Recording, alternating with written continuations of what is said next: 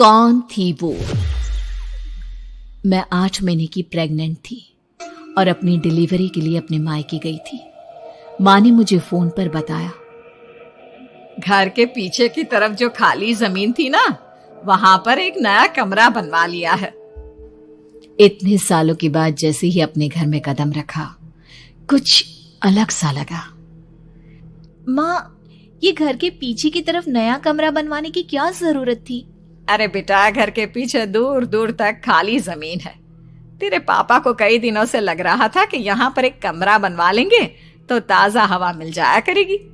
अब तो ये सब छोड़ और चल जल्दी से दूध पी ले। माँ, मैं थोड़ी देर में पी लूंगी, आप सो जाओ। मैंने दूध का गिलास उठाकर उस खिड़की में रख दिया। पता नहीं कब आंख लग गई। अचानक से खिड़की के पल्लों के खड़कने की तेज आवाज आई।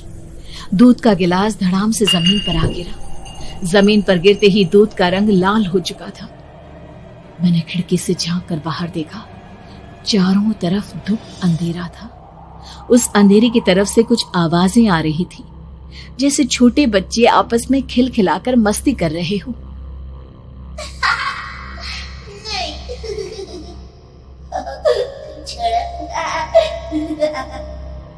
इतनी रात को इतने घनघोर अंधेरे में बच्चों की आवाज कैसे आ रही है?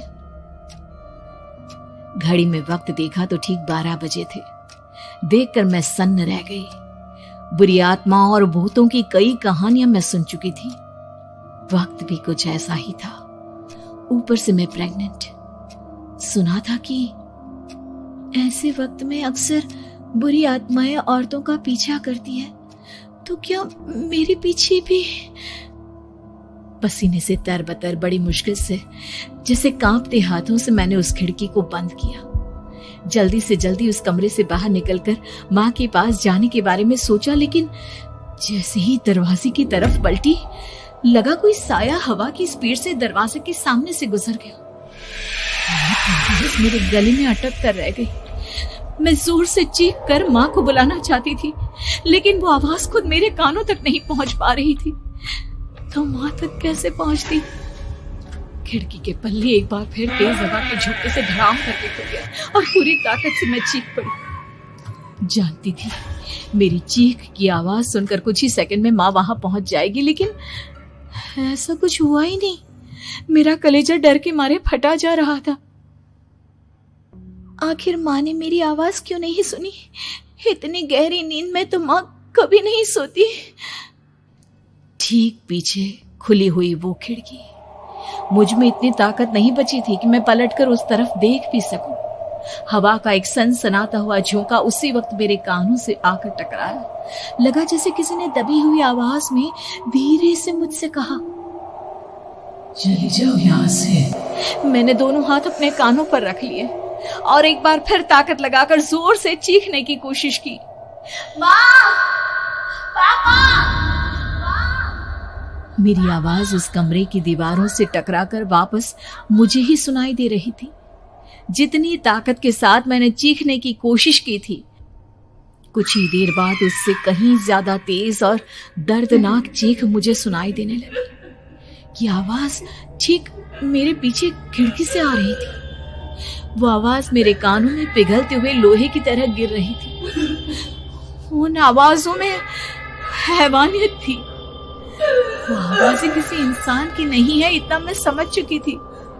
कांप रहे हाथों से मैंने अंधेरे में कुछ ढूंढने की कोशिश की। तभी अचानक मेरा हाथ बेड पर रखी टॉर्च पर पड़ा। किसी तरह ताकत लगाकर टॉर्च का बटन ऑन किया, लेकिन ये क्या? सामने दरवाजे पर 3 छोटी लड़कियां खड़ी हुई थी। उनके हाथ में स्टील के चमचमाते हुए चाकू थे। मैं घबराकर लड़खड़ाई और पीछे की तरफ हटी, लेकिन तब तक वो मेरे पास आ चुकी थी। उनकी गर्दन टेढ़ी थी और उनके हाथों के वो चाकू मेरे पेट को निशाना बनाने को तैयार। मैं जोर से चीखी, नहीं, छोड़ दो मेरे बच्चे को, मत मारो, मत मारो, छोड़ दो मेरे बच्चे को। सोनाली, क्या हुआ बेटा? तू इतनी डरी हुई क्यों है? उठ बेटा, क्या हुआ? हड़बड़ाकर मैंने अपनी आंखें खोली। देखा तो दिन निकल आया था। माँ मुझे जगा रही थी। मेरा चेहरा पूरा पसीने से लथपथ था। क्या हुआ बेटा, तुमने कोई बुरा सपना देखा क्या? मैं अभी तक अपने पूरे होश में नहीं थी। वो मेरे बच्चे को मार देगी माँ। वो लड़की मेरे बच्चे को। मैंने घबराकर अपने पेट को छुआ। सब कुछ ठीक था। और वो दूध जो रात को यहाँ पर गिर गया था, उसका रंग लाल हो गया था। माँ ने हंसते हुए दूध का गिलास मुझे दिखाया। तुमने दूध पिया ही नहीं, पूरा का पूरा ऐसे ही रखा हुआ है। तुमसे कहा था ना सोनाली, सेहत के लिए लापरवाही ठीक नहीं बेटा। लेकिन मैंने तो सब कुछ अपनी खुली आंखों से देखा था। ये सपना कैसे हो सकता है?